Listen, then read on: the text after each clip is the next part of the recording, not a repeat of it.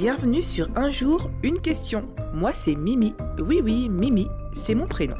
Chaque jour, je réponds à une question. Prépare-toi à voyager avec moi et à découvrir plein de choses. On ne va pas s'ennuyer, tu verras. D'ailleurs, toi aussi tu peux participer. Clique sur le lien dans la description de l'épisode et enregistre ta question.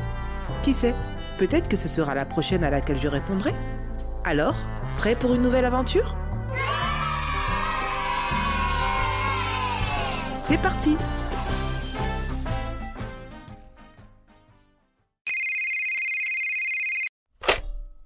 Comment la Terre s'est-elle créée et apparue ? Bonjour cher auditeur, merci pour ta question. Alors, Oh, attends, une autre demande. Salut Mimi, moi c'est Stéphania, j'ai 12 ans et j'aimerais savoir comment notre planète s'est créée. Merci beaucoup, à bientôt.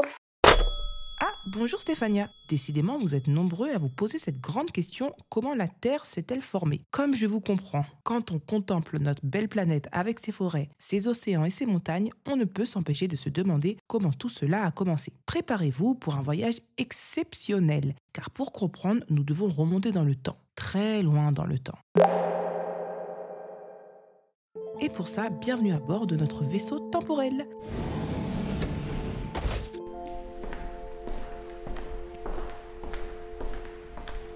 Imagine, c'est une immense capsule lumineuse en forme de dôme transparent. À l'intérieur, des fauteuils qui s'adaptent à ta taille et tout autour de toi, des écrans pour voir chaque détail de ce voyage. Ce vaisseau a une particularité unique. Il peut remonter dans le temps. Installe-toi bien, car nous partons en direction il y a 4,5 milliards d'années.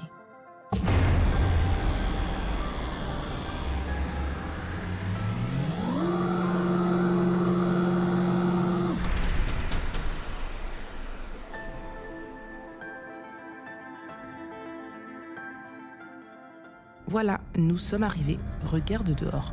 Pas de ciel bleu, pas de continent, pas même de vie. Ce que tu vois, c'est un immense nuage de gaz et de poussière cosmique flottant dans le vide. C'est ici que tout commence. Observe bien, ce nuage est attiré par une force incroyable, la gravité. Une force qui agit comme un énorme aimant et regroupe toutes les particules. Elle tourne, s'entrechoque et fusionne. Et là, une énorme boule incandescente apparaît.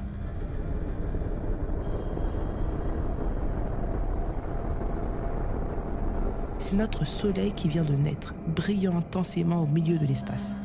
Mais ce n'est pas fini. Autour du soleil, d'autres particules commencent à s'assembler pour former des planètes. Parmi elles, une boule de roche brûlante, notre future Terre. Pour l'instant, c'est un véritable chaos. Regarde, des météorites géantes bombardent la Terre en permanence. Des volcans crachent des rivières de lave, des nuages de cendres couvrent le ciel et le sol est en fusion. C'est un monde infernal où aucune vie ne pourrait exister. Mais ne t'inquiète pas, la Terre est en pleine transformation.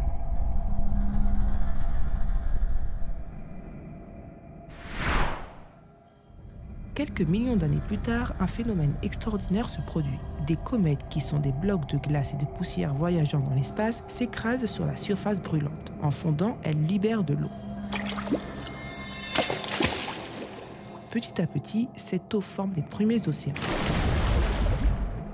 La Terre se refroidit enfin et une couche solide, la croûte terrestre, apparaît à la surface. Mais attention, la Terre n'est pas encore habitable pour nous. L'atmosphère est composée de gaz toxiques comme le dioxyde de carbone et l'ammoniac. Il n'y a pas d'oxygène, donc impossible de respirer.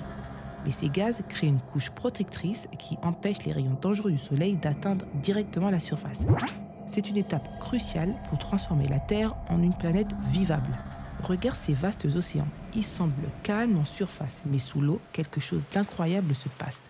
De minuscules molécules, un peu comme de petites briques invisibles, commencent à s'unir.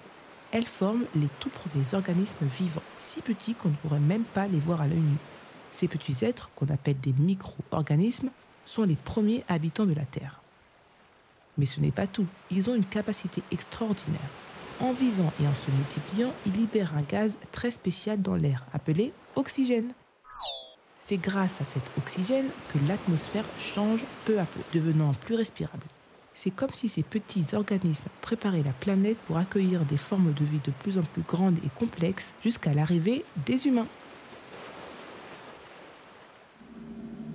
Alors, pour te donner une idée, tout ce que je viens de te raconter a pris des milliards d'années. Oui, on est dans ce vaisseau depuis des milliards d'années. Rien ne s'est fait en un jour ou même en quelques années. La Terre a dû passer par des étapes incroyablement longues pour devenir ce qu'elle est aujourd'hui. Les océans ont mis des millions d'années à se former, l'atmosphère a changé petit à petit et la vie a commencé avec ces minuscules organismes. Et les humains dans tout ça? Eh bien, ils sont arrivés bien plus tard. Pour te donner une image, si l'histoire de la Terre était un livre de 1000 pages, les humains n'apparaîtraient que dans les toutes dernières pages. Avant eux, il y a eu les plantes, les poissons, les dinosaures et bien d'autres formes de vie. La Terre a été comme une grande scène où tout s'est mis en place lentement pour que les humains puissent y vivre un jour. C'est un vrai miracle, tu trouves pas? Tout ce long voyage pour arriver à ce monde que nous connaissons aujourd'hui.